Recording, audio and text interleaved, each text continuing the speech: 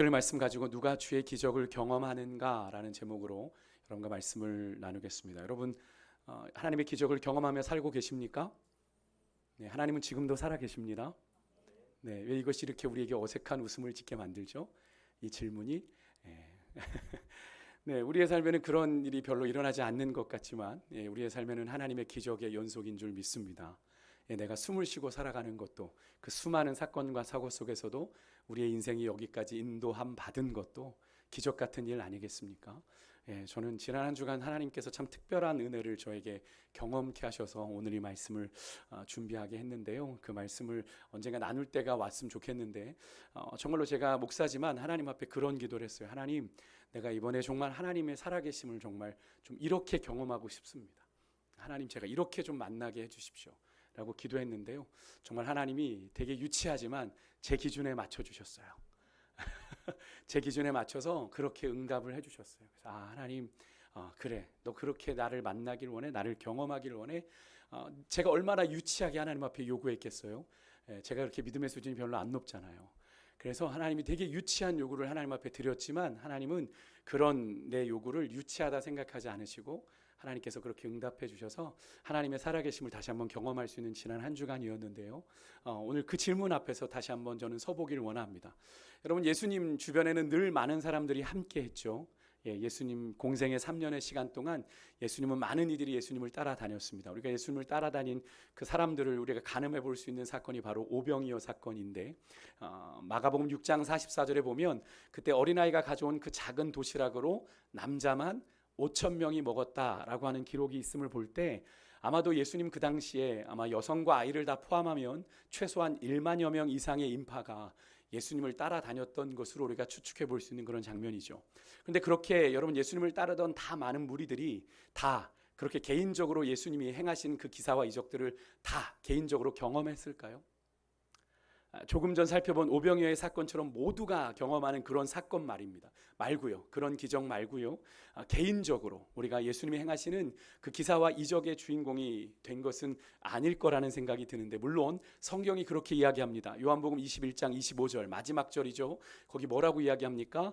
예수님이 행하신 모든 일들을 낱낱이 기록하기에는 이 성경이 모자라다라고 얘기를 합니다. 그러니까 예수님의 이야기가 이 성경에 다 기록된 것이 아닌 거죠. 그렇기 때문에 우리가 단정 지을 수는 없지만, 그렇다고 해서 예수님을 따르던 수많은 무리들이 모두가 개인적으로 예수님이 행하셨던 고치시고 쫓아내시고 바꾸시는 이런 기사와 이적들을 다 경험했다고는 우리가 볼 수는 없는 거죠.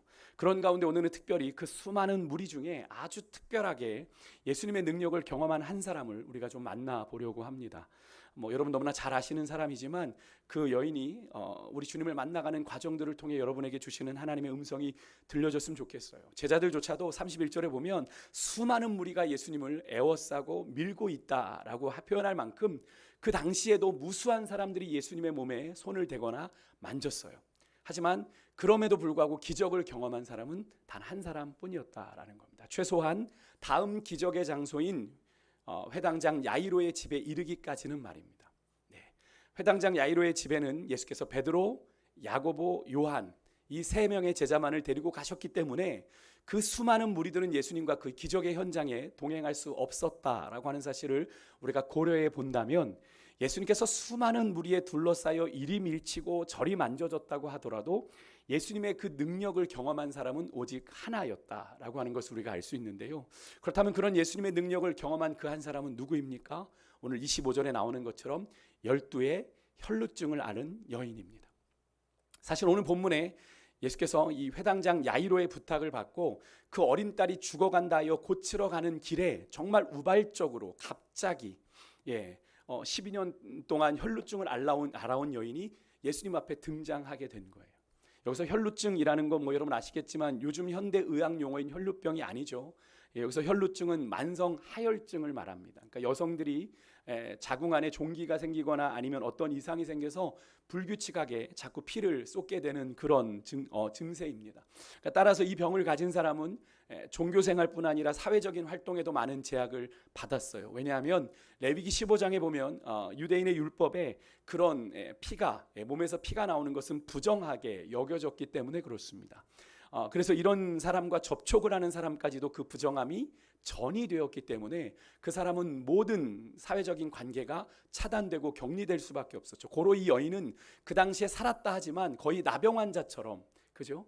혈루증을 앓는다는 이유만으로 나병 환자처럼 공동체 안에도 사회에도 가족에게도 가지 못하고 격리되어 그렇게 살아가는 그런 모진 인생을 살아왔던 겁니다. 오늘 성경은 이 여인이 이 병을 12해 동안 앓았다라고 기록을 하는데, 여기서 앓았다라고 하는 이 단어의 헬라어 원뜻을 보면 고통을 겪다라는 뜻이에요. 고통을 겪다. 그러니까 이 여인이 12해 동안 이 병으로 인해서 아주 무수한 고통의 세월을 살아왔다라고 하는 것을 우리가 짐작해 볼 수 있는 그런 표현이죠. 특히 이 여인의 병이 몇 년이요? 12년이라고 하는 것. 여러분 10이라고 하는 이 수는 7과 함께 완전수죠. 그리고 하나님의 계획, 하나님이 이루시는 성취를 나타내는 수예요. 그러니까 이 12년 동안 앓은 이 병은 한마디로 하나님이 아니고서는 치유될 수가 없는, 인간이 손으로는 불치의 병인 겁니다. 그죠?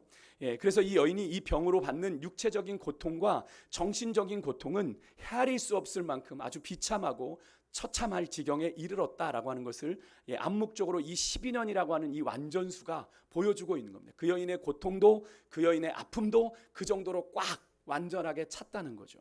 그런 그녀의 형편이 26절에 보다 우리 성경에 아주 상세하게 묘사되고 있는데, 우리 26절 말씀 같이 한번 읽어보겠어요. 같이 읽습니다. 시작. 많은 의사에게 많은 괴로움을 받았고 가진 것도 다 허비하였으되 아무 효험이 없고 도리어 더 중하였던 차에. 아멘. 혈루증을 앓는 이 여인은 많은 의사를 찾아다니며 치료를 위한 노력을 했습니다. 그렇게 했다고 소개가 돼요. 하지만 그런 자의적인 노력을 하면 할수록 오히려 그 의사들은 그녀에게 더 심한 고통만을 안겨주었다라고 성경은 말하는데요. 그 당시 고대 근동 지역의 의사는 나쁜 사람으로 평가를 받았습니다. 그 당시에 문헌을 보면 아무리 좋은 의사도 지옥에 갈 거다라는 문구가 있어요. 그 당시에 이 의사들은 잘 진단도 못하고 처치도 잘 못하면서 아주 치료비는 많이 받는 그런 악덕 의사들이었던 겁니다. 그러니까 그런 의사들에게 오죽하면 이 여인이 돈을 들고 찾아갔겠어요? 정말 살고 싶으니까. 그저 12년이라고 하는 그 처참한 그의 인생을 종지부짓고 싶으니까, 정말 고통을 덜어낼 수 있다면 어떤 일이라도 하고 싶기에 그런 자들을 찾아갔던 거죠. 그런데도 오히려 그 의사들이 너무나 당연한 결과였는지 모르지만 그 여인에게 더 심한 고통을 안겨주었다라고 성경은 이야기합니다. 그래서 이런 여인의 상태에 대해서 의사 출신인 누가는 누가복음 8장 43절에서 이렇게 이야기합니다. 아무에게도 고침을 받지 못했다. 이 여인의 상태가 인간적으로는 아무것도 기대할 수 없는 참 절망적인 상황이라는 것을 이 누가의 이 단정적인 한 문장에서도 우리가 읽을 수 있죠. 한편으로는 당시의 시대적인 배경으로 보아 이 여인의 가정은 그래도 어느 정도 부자였을 가능성이 있습니다. 왜냐하면 그 당시에는 부자가 아니면 의사를 찾아갈 수 없었던 시대였기 때문에 그래요. 그러면 뭐합니까? 아무리 부자여도 건강을 잃어버렸는데 아무 의미가 없는 거죠. 그래서 여러분 세상에서도 이렇게 이야기하지 않습니까? 뭐 이렇게 식당에 들어가 보면 이런 거 있잖아요. 돈을 잃으면 못 보셨어요? 밥만 드시나 봐요. 돈을 잃으면 조금 잃은 것이고, 명예를 전부 잃으면 적당히 잃은 것이고, 사랑하는 사람을 잃으면 많이 잃은 것이고, 건강을 잃으면 뭘 잃은 거예요? 전부를 다 잃은 거라고 말이 있잖아요. 지금 이 여인은 그렇게 자신의 전부를 잃어버린 절대 절망의 상태에서 어떻게든 그 건강을 다시 찾아보려고, 회복되려고 많은 재산을 치러비려, 그죠? 그 의사들이 잘못되고 뭐 옳지 않고 나쁘다는 거 다 알면서도 그 치료비로 다 써버리고 이제는 어떻게 해요? 그의 형편이 가난한 지경에 이른, 가난한 처지에 이른 것으로 우리가 보이죠. 그러고도 도리어 병은 더 중해졌다. 좀 나아졌다가 아니라 더 안 좋아졌다. 설상가상이라는 표현이 어울리는 그런 장면이죠. 이런 여인의 병이 도리어 더 중해졌다라는 표현은 그 앞에 25절에 12년 동안 그 여인이 그 병을 알아왔다는 표현과 함께 우리에게 어떤 느낌을 줍니까? 그 병이 정말 고칠 수 없는 병이구나. 그리고 그 당시에 의술이 참 무기력하구나. 그런 인간적인 모든 노력과 수고가 다 허사로 돌아갔다라고 하는 그 처절한 그 여인의 절망적인 상황을 우리가 좀 볼 수 있게 만들고, 마지막으로 그 여인이 받고 있는 고통이 더 심해져서 이제는 아무것도 할 수 없는 진퇴양난의 사면초가의 아주 절박한 상황에 있음을 우리에게 단적으로 말해주고 있는 거죠. 여러분 근데 이 여인의 모습을 한번 여러분 머릿속에 한번 상상해 보시겠어요? 재산을 치료비로 다 허비하고 남은 건 뭐예요? 병든 몸뚱아리 하나. 그나마 병도 더 악화됐어요. 그 병의 부정함 때문에 사람들과 사회로부터 소외된 지 언 12년. 그 10이라고 하는 숫자가 조금 전에도 말씀드렸던 것처럼 고려할 때 이 여인의 모습은 인간으로 어느 상태까지 이른 겁니까? 최악의 한계 상황에까지 다다라 버린 거죠. 심적으로나 영적으로나 그죠, 육적으로 최악의 한계 상황에 놓인 겁니다. 아마도 여러분 질병으로 이런 여인의 고통을 경험해 보신 분들, 뭐 여인과 같은 질병은 아니겠지만 다른 여러 가지 질병으로 인해 이 여인처럼 그렇게 고립되거나 아픈 그런 시간들을 보내보신 분들은 아마 이 여인의 마음을 아마 더 많이 공감하실 거란 생각이 드는데요. 여러분 이 여인의 상태는 지금 삶 그리고 존재의 기반이 송두리째 상실되는 그런 위기감을 느끼고 있고요. 우리 인간이 가진 유한성, 인간적인 노력의 한계가 여기밖에 안 되는구나 하는 것을 적나라하게 보여주는 그런 장면을 우리가 마주하고 있는 건데, 결국 이 혈류증 앓는 이 여인은 더 이상 자기 힘으로는 정말 어찌할 수 없는 가장 막다른 막바지에 놓여 있는 그 절박한 상황에 처했을 때 비로소 이 여인은 그의 인생의 진정한 구원자 되신 예수님을 찾게 된 것인데요. 여러분 그래요. 때로는 우리 인간에게 닥치는, 우리 사람에게 닥치는 시련과 고난이 우리로 하여금 예수님께 다시 나아가게 하고요, 새로운 인생의 기회를 우리에게 주어요. 참 역설적이지만 목회하면서 그런 경우를 참 많이 봅니다.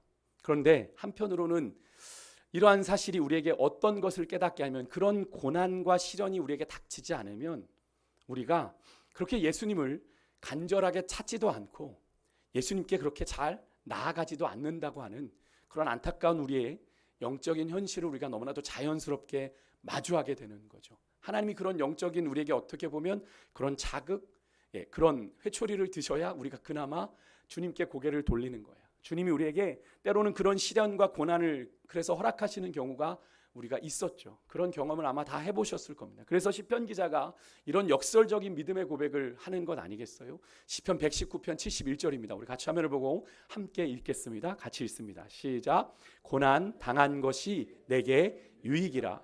이로 말미암아 내가 주의 율례들을 배우게 되었나이다. 아멘. 어떻게 여러분 고난당하는 것이 유익이겠어요? 어떤 이런 역설적인 고백이 가능하겠습니까? 영적으로 바라볼 때 가능한 이야기죠.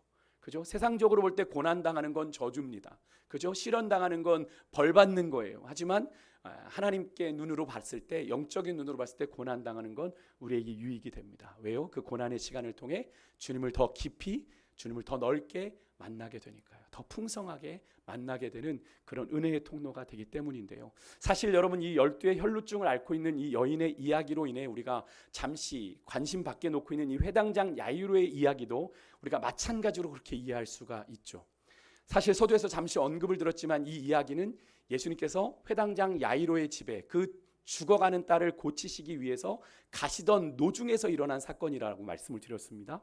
우리가 읽지는 않았지만 우리가 본문으로 삼았던 25절 앞에 22절부터 보면 회당장 야이로 역시도요, 우리 성경에는 그냥 어린 딸이라고 되어 있지만 누가복음 같은 사건에는 12살이라고 되어 있는데 이 12살에 먹은 딸의 문제로 지금 시련을 당하고 있습니다. 그로 인해서 그는 자신이 가지고 있는 이 회당장이라고 하는 종교적인 지위, 종교적인 권위를 다 내려놓고요, 그 자기 죽어가는 그 딸을 살리겠다는 일념 하나로 예수님의 지금 발 앞에 엎드릴 수 있게 되었고, 예수님께서는 그런 그의 간곡한 요청에 수락하셔서 그의 집을 향해 가고 있던 것이거든요. 그러니까 사실 이게 우리가 되게 자연스러운 이야기, 스토리로 이 복음서를 읽어 내려가기 때문에 그럴 수 있지라고 생각하지만, 여러분 당시에 회당장이면 여러분 유대교 회당의 책임자예요. 물론 회당장이 여럿 있었지만 그 중에 한 사람이란 말입니다. 그 당시 예수님을 대적하던 유대교 지도자 무리의 한 사람이라는 거예요. 무리 중에 한 사람이라는 겁니다. 그런 사람이 자신의 종교적이고 사회적인 그런 장벽을 허물고 이 예수님께, 그 당시 갑론을박 있었던, 그죠? 공의의 눈밖에 나 있던 그 예수님께 이렇게 무릎 꿇어 나올 수 있는, 정말 험불하게 나올 수 있는 것이 무엇 때문입니까? 바로 자신의 그 시련의 문제, 뭡니까? 이제 결혼 정년기에 접어든 12살인 이 딸아이가 죽어가고 있다라는 그 시련의 문제가 이 회당장 야이로를 누구 앞으로 인도했어요? 예수님 앞으로 인도한 거죠. 여러분, 사랑하는 성도 여러분, 시편 기자의 고백처럼 하나님의 사람에게는 우연이 없어요. 그래서 우리 인생에 만나는 모든 시련과 고난도 여러분, 우리가 다 이해할 수 없죠. 하나님 왜 그러십니까? 라고 우리는 질문을 던지게 되지만 거기에는 우리가 다 지나고 보면 뭐가 있었어요? 하나님의 섭리하심이, 하나님의 뜻이 있었음을 깨닫게 되죠. 아, 그래서 하나님이 나로 그 시간을 보내게 하셨구나. 아, 하나님이 나로 그렇게 아프게 하셨구나. 나로 그렇게 하나님이 나로 낮추셨구나. 이스라엘 백성들을 그렇게 낮추셔서 교만하지 못하게 하셨던 것처럼 말이죠. 여러분, 그런 뜻이 있다라는 사실을 여러분 기억하시고, 여러분 그 고난이 유익이 되어 살아계신 하나님을 더욱 깊이 만나는 은혜의 통로가 된다는 사실을 여러분 믿으시고, 고난 중에도 여러분 그 고난을 믿음의 기회로 선용하실 수 있는 그런 은혜가 있으시기를 주 여러분으로 축복합니다. 다시 본문으로 돌아와서 이제 이 여인의 선택은 하나입니다. 예수님을 만나야 돼요. 어떤 방법도 없어요. 자신의 병의 부정함으로 인해. 그런데 문제는 사람들 앞에, 공동체 앞에 나갈 수 없었던 이 여인에게는 그냥 예수님을 만나는 것, 이것 또한 결코 쉬운 일이 아니었다라고 하는 겁니다. 당시의 혈루증은 서두에도 말씀드렸지만 레위기 율법에서 부정한 것으로 간주하고 있었기에 관습적으로 이 혈루증과 비슷하게 월경을 하는 그 여성들의 7일 동안도 일주일간도 부정하다고 유대 율법은 말하고 있기 때문에 만약 이 월경이 일주일 동안 끝나지 않고 계속되면 그 부정함도 계속된다고 율법은 이야기합니다. 그러니까 이 불정함이 다른 사람에게도 전이 될 수 있었기 때문에 정결하지 못한 사람은 또 성전을 더럽힐 수 있기 때문에 이 부정한 사람들은 성전 제사에도 참여할 수가 없었어요. 사람들과 접촉도 할 수가 없었습니다. 그런 제한적인 상황에서 그런 상태에 있는 여인이 지금 무리를 옹위하여 서로 부딪히고 밀쳐내는 군중들 사이에 오늘 본문에 보시면 끼어 있는 거예요. 끼어 있는 겁니다. 거기다가 12해 동안 이 여인은 치료를 받으면서 몸은 만신창이, 병이 더 중해져서 몸은 쇠약해질 대로 쇠약해진 상태인지라 예수님을 만나러 그 군중들을 비집고 나가는 것이 결코 만만한 일이 아니었다라고 하는 거예요.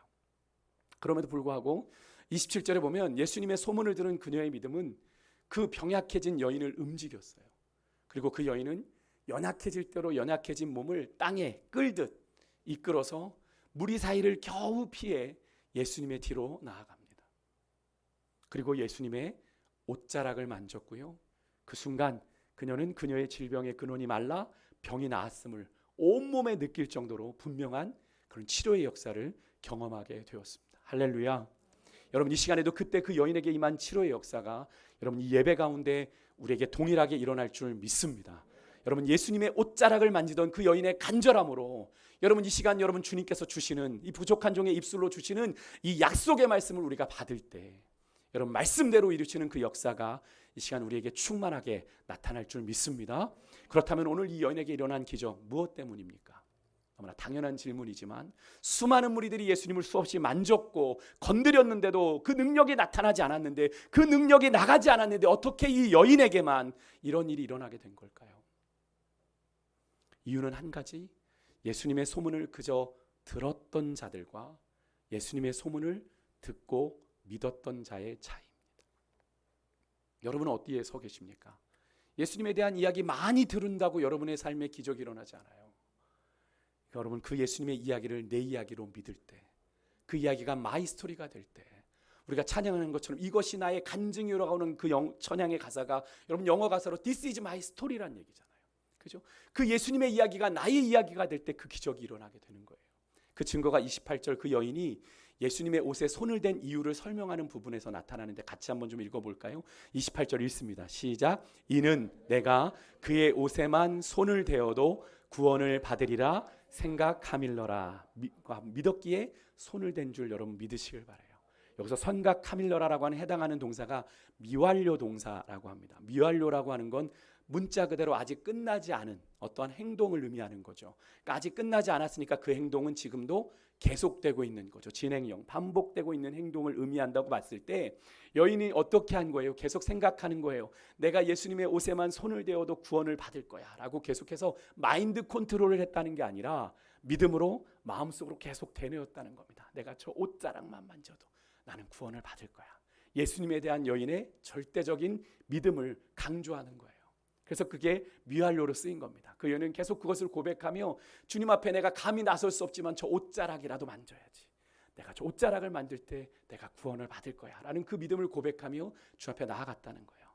바로 이 간절한 믿음으로 이 여인은 수많은 군중 사이를 비집고 들어가 그 가녀린 손을 내밀어 예수님의 옷을 붙잡았던 건데요.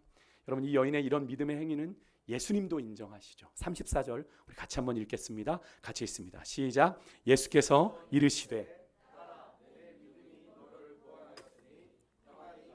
내 병에서 놓여 건강할지어다. 아멘. 무엇이 그녀를 구원했다고요? 그녀의 믿음이라고 예수님이 아주 분명히 말씀하고 계시죠. 여러분, 예수님이 그녀를 낫게 한 것 자신의 옷이 아니라 자신을 고칠 수 있는 단 한 사람에게 손을 내민 그녀의 그 분명한 믿음이 이런 역사를 가능하게 했다고 설명하고 계시는 건데, 여러분, 이 여인은 그냥 믿음만을 가진 것이 아니라 그 믿음의 대상도 정확했어요. 믿음의 대상도 예수님이라고 하는 대상이 정확했어요. 사실 그런 오해도 가능하지 않습니까? 기독교 역사 가운데 그런 일들이 많이 있죠. 예수님의 옷자락이 그런 기적을 만든 것으로 오해하고 그것을 신성시하는 일들이 기독교 역사 가운데 많이 있었습니다. 잘못된 믿음이죠. 그래서 그런 것을 통해서 뭐 물이든지 뭐 어떤 형상이든지 그것을 통해서 그것을 신성시했던 것이 중세 카톨릭의 문화였습니다. 근데 사실 그것이 뭐 그 당시의 역사에만 있습니까? 요즘에도 있었잖아요. 그런 잘못된 믿음으로 종교 장사를 벌였던 사람들이 우리나라에도 있었죠. 예, 포천의 모 기도원에서 여러분, 나는 물, 치유의 샘물이라 그래가지고 전국에서 차를 끌고 와서 그 물을 떠가고 저도 그 물 먹었어요. 예, 결국 그렇게 여러분 종교 장사를 하며 물질 쫓아가다가 그 기도원 이름만 남아 있죠. 네, 뭐 마찬가지입니다. 여러분, 예수님의 옷이 기적을 일으킨 것이라면 여러분, 당시에 예수님을 밀치고 만졌던 모든 이들에게 여러분 그런 기적이 일어나야 되는 건 아닙니까? 그죠? 그런데 그 기적은 오직 한 여인, 예수님의 소문을 들은 것에서 끝나지 않고 그대로 믿고 예수님만이 자신을 고칠 수 있다라고 하는 그 분명한 믿음으로 예수님의 옷자락을 만졌던 한 여인에게만 그 기적이 일어났다라고 하는 것을 볼 때 그 여인을 고친 것은 예수님의 옷자락이 아니라 뭐예요? 예수님을 향한 여인의 믿음이요, 그 믿음에 따른 그 여인의 행동이었다라는 걸 우리가 잊어서는 안 될 겁니다. 여기서 우리가 한 가지 좀 더 주목해 볼 것이 있는데요. 그것이 바로 혈루증 앓는 여자에 대한 예수님의 호칭이에요. 이 여인을 예수님께서 뭐라고 부르셨습니까? 딸아, 이렇게 부르셨어요. 여러분, 예수님께서 여인을 그렇게 부르셨다는 것은 무엇을 의미합니까? 그 당시 여인은 12해 동안 어떻게 지냈어요?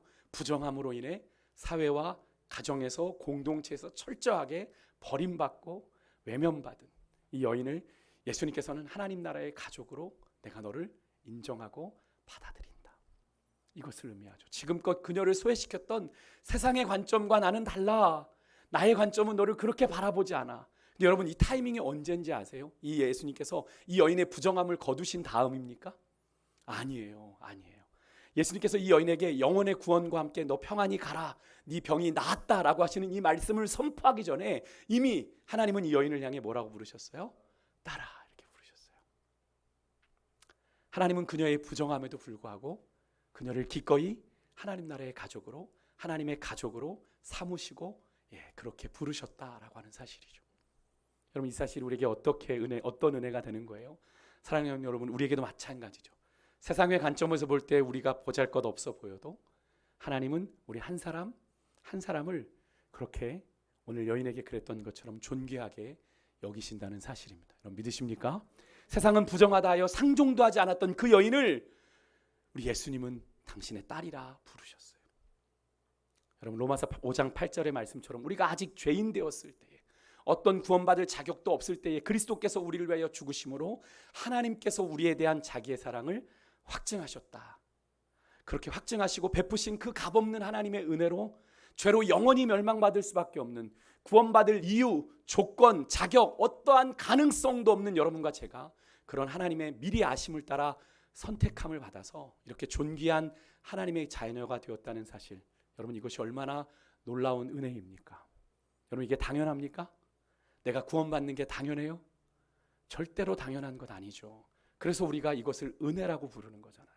당연하지 않은 것이기 때문에 제발 바라기는요, 여러분 정말 우리 믿음의 사람들, 하나님이 우리에게 그것을 거저 주셨다 해서 여러분 우리 그리스도인들마저 좀 그 은혜를 값싸게 여기지 않으셨으면 좋겠고요.